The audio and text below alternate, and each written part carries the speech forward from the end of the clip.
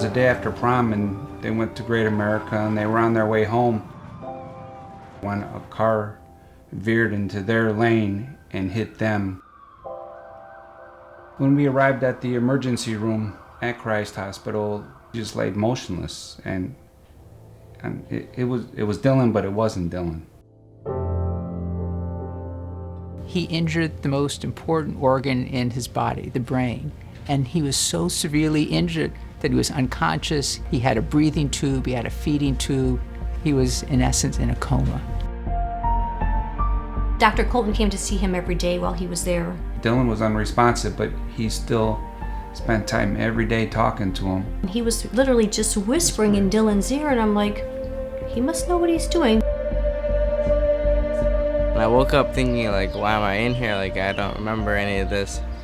My parents, like, they're smiling, like, you're awake. I'm like, yeah, I'm awake. It was a good nap. Why? Like, it was like a month and a half later. I'm like, oh, I had no clue. We brought him to our pediatric rehabilitation program about 2.5 weeks after his injury. He required initially 2 people to help him to just move around. He was dependent in every aspect, both motorically and cognitively. Dylan had a trach in place, so he was not able to find his voice and communicate verbally. At first, it was a yes and a no card, where he would have to visually shift his gaze to indicate what he wanted. Next, we had a spelling board, so he would have to spell out each word. For Dylan, his loves were soccer, his family, and hockey. So we incorporated those things into our daily sessions. They took it one step further when it came to Dylan.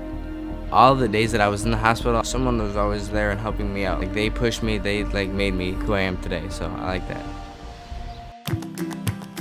The turning point with Dylan was a cycling event for Advocate Children's Hospital. Cycling for Hope.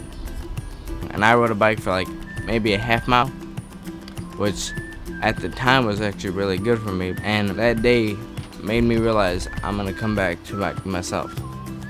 He progressed to kicking the soccer ball, and then finally, big graduation day, 6 weeks after coming to us. He has astounded us all. Like, he just graduated high school, he's helping coach a soccer team, and it's like nothing had ever happened. He has an amazing family, and their hope and their teamwork never cease to amaze me. I really, really like to become a therapist of some sort, like if it was physical, if it was speech, like just help out again. I'm feeling great today, just great.